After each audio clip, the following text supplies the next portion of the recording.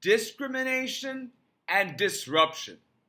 Welcome to Law and Society. Please subscribe. And today, let's start out talking about discrimination against transgender people. So, I engaged with people online, and there's this person, Stephanie Kennedy, who apprises us of, the headline news, and then she sort of breaks it down in a thread and then provides the references. I want to read you a couple of the excerpts that she picked out, and then I want to talk to you about this gender discrimination thing from different vantage points, okay? So where this starts is that there was a case in the district court where the district court stayed the government's executive orders and Pete Hegseth's directives to ban transgender people from the U.S. military. So district court stayed that order, stopping the government from firing people on the basis of being transgender. Now, what the Supreme Court did, because I'm sure there was this emergency appeal to the Supreme Court, and that's why the Supreme Court is involved before the case even goes through appeal in the Ninth Circuit, that no, the Supreme Court said we're going to put a stay on the stay of the district court that stopped the government from firing these people.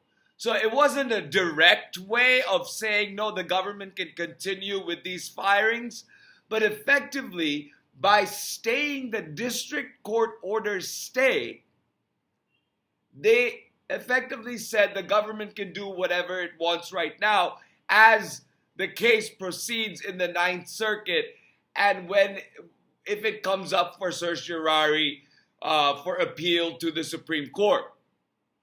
Now, the case is that the Trump regime, and now I'm reading the excerpt from Stephanie Kennedy's thread, is moving quickly to purge the military of 1,000 service members who have openly identified as transgender.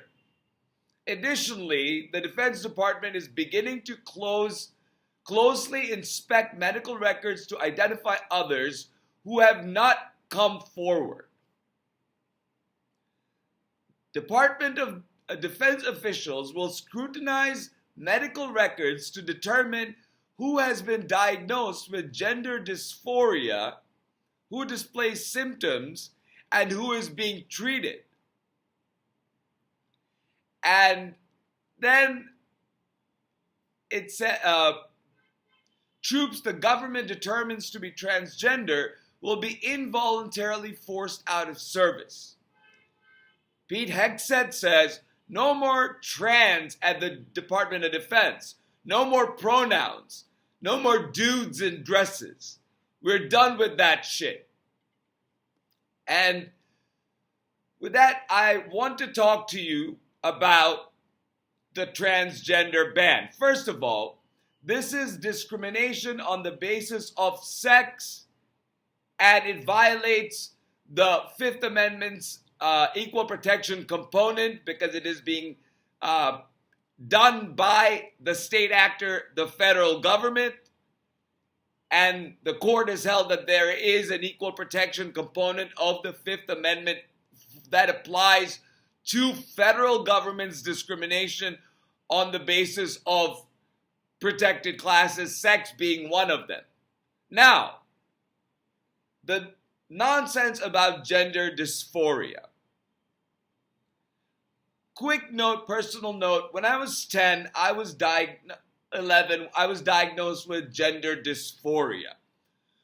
What gender dysphoria is, according to the NIH, National Institute of Health website, is according to the Diagnostic and Statistical Manual of Mental Disorders, which is published by the American Psychiatric Association, is defined by a marked incongruence between their experienced or expressed gender and the one they were assigned at birth. It was previously termed gender identity disorder. So it is considered a mental health condition. The Mayo Clinic's overview of gender dysphoria succinctly puts it as saying that gender dysphoria is a feeling of distress that can happen when a person's gender identity differs from the sex assigned at birth. Some transgender and gender diverse people have gender dysphoria at some point in their lives. Other transgender and gender diverse people feel at ease with their bodies and gender identities, and they don't have gender dysphoria. So, the diagnosis was created to help people with gender dysphoria get access to health care and treatment that they need. A diagnosis of gender dysphoria focuses on the feeling of distress, and this is key, focuses on the feeling of distress as the issue, not gender identity. So, if somebody identifies as transgender and does not have any records of medical records that says that they have gender dysphoria, then the question remains, will the government do the investigation into whether they have gender dysphoria or not? Whether the feeling of distress is there or not. The feeling of distress in them identifying themselves as man, woman, or a transgender person who identifies as in a different gender than that was assigned to them at birth. Two things here. So if this is a disorder, then it falls under the Americans with Disabilities Act, and the question rises whether firing these people violates the Americans with Disabilities Act. And the second cause of action, that if there are people with gender dysphoria who are being fired because they have at some point been treated or the government diagnoses them with gender dysphoria, then firing them from the military on the basis of a disorder, of a position, of a mental condition that has nothing to do with their performance of duty at work, but rather their own personal identity. If you fire them based on that knowledge, because gender dysphoria focuses on the distress, not the identity that is comfortably formed, then what the government is doing is firing knowing that this particular person has this disability and that's why we are firing this person, but there's no showing that that disability in any way gets in the way of the performance of their duties. And that has to be looked at on a case-by-case basis. But the cause of action that rises from them firing somebody on the basis of a distress that they have for that reason other than their occupation in the military is firing what in tort law you would call an eggshell plaintiff. Meaning, when you fired this person, you knew or you had reason to know that this person was in distress, and that distress didn't have anything to do with their job or the performance of their job. But you took that distress and used that distress knowingly and fired them. So you knew that person was in distress for a reason other than for a reason other than being, distressed by the job, and you use that distress as a reason for traumatizing them by firing them, you are essentially creating a tort cause of action on the legal theory of the eggshell plaintiff, knowingly firing somebody from a position based on knowledge that they are in some way in distress, but that distress not having anything to do with the employment, but rather something completely different, which is what it is in this case, if you were to go with gender dysphoria. And then there is, as I said, the discrimination on the basis of sex, and also the biological assertion that there's just two genders, XX meaning woman and XY meaning man. I'm talking about this genetically, chromosomally. Then there are more than two biological sexes, because there are people with Klinefelter syndrome who have two X's and a Y. And there are people with other combination where they have two Y's and an X. So the idea of sequestering your government on the basis of gender, you are going into an area that is medically protected, and that gives a rise to a cause of action to every single person who is being fired because of gender dysphoria, a cause of action in a tort law for wrongful termination on the basis of eggshell plaintiff. They knowingly fired these people because of a distress they have that has nothing to do with their job. So that is the big major thing that I wanted to talk to you about. And the discrimination that the message, I believe, that the message that the Supreme Court put out is that we are not going to get in the way of the government doing what it is doing to a class of people who we have not recognized as being a protected class. But history would show that both in America and all over the world, the third sex, or the notion of somebody not conforming to their gender, have been a marginalized group of people who have been historically discriminated against.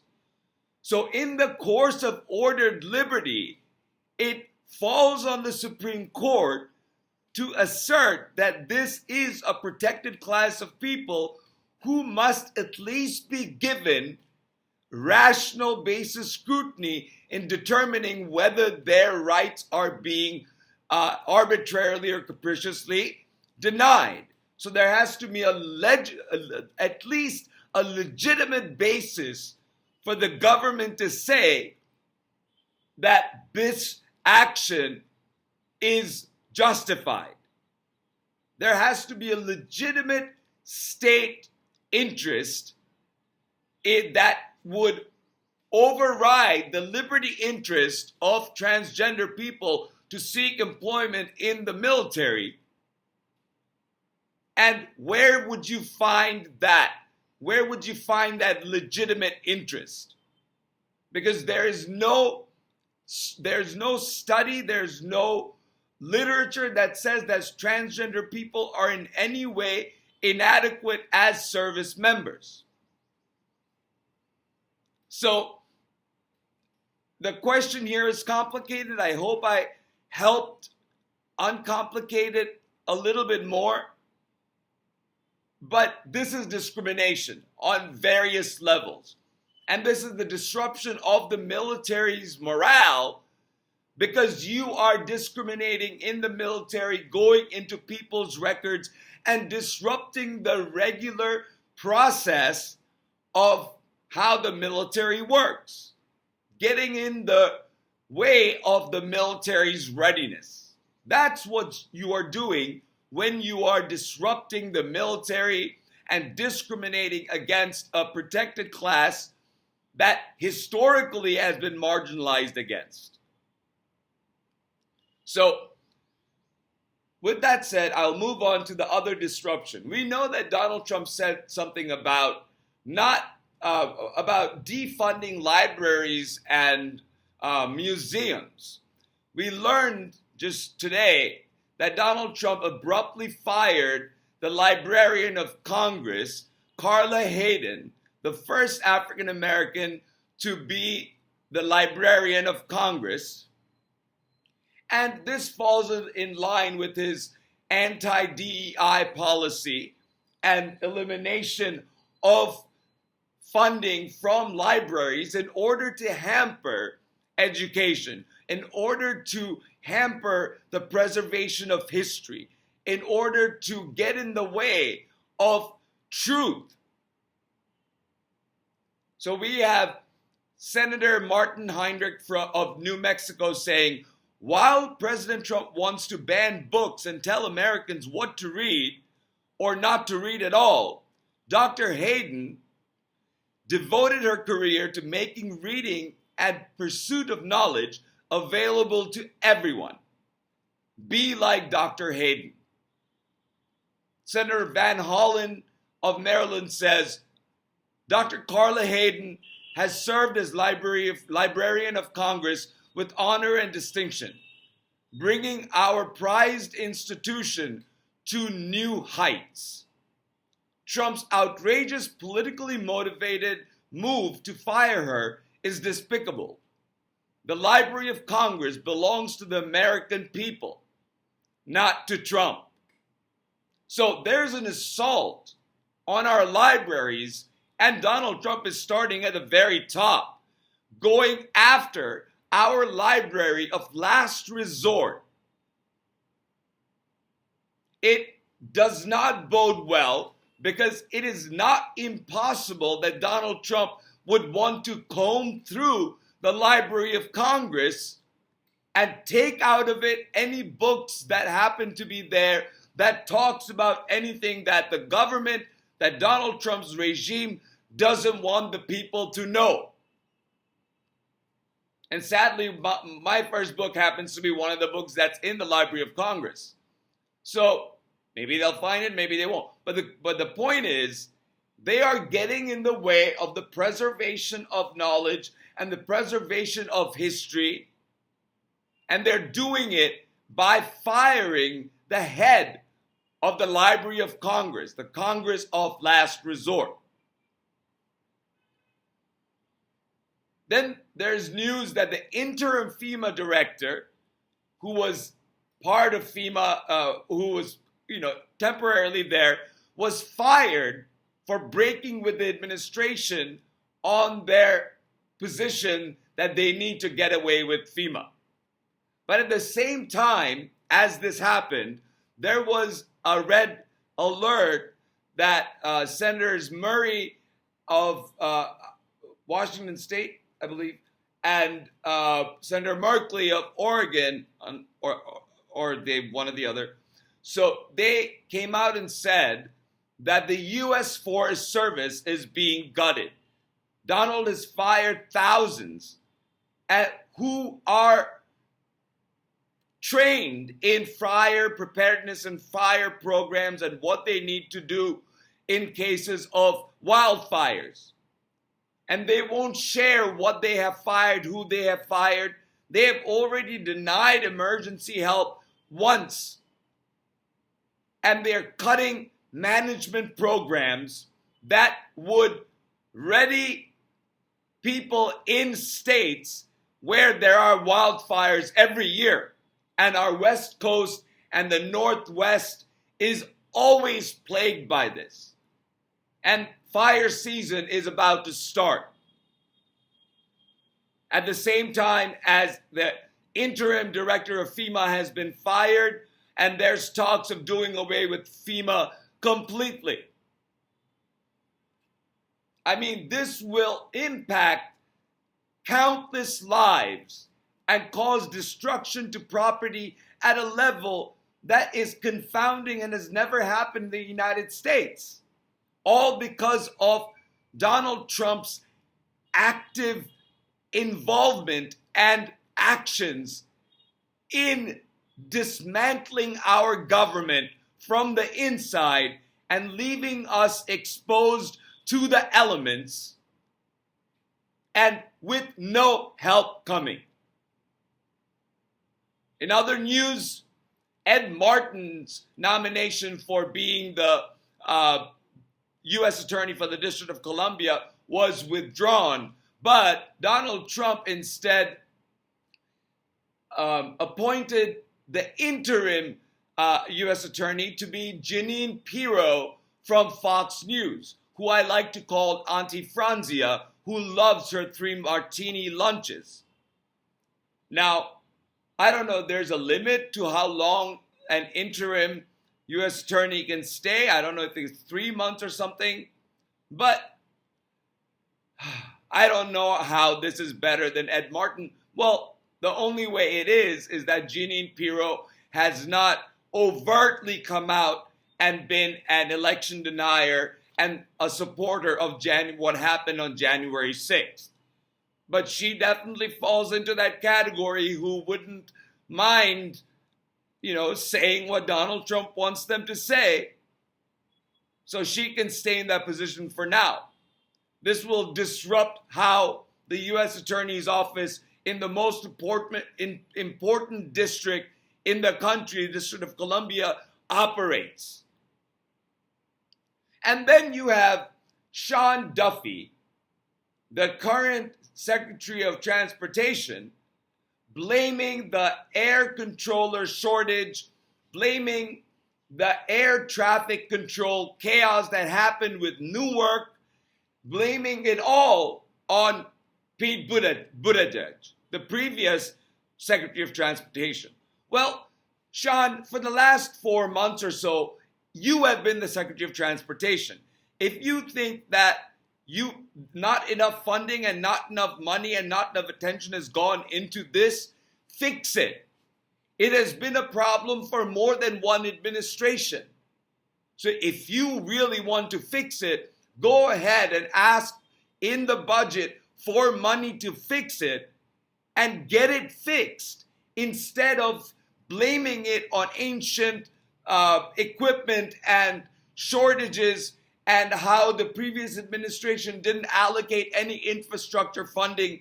Well, instead of stalling the infrastructure funding that Donald Trump is doing right now, he should ask Donald Trump for allocation of more funding for infrastructure towards air traffic controllers and the Federal Aviation Administration.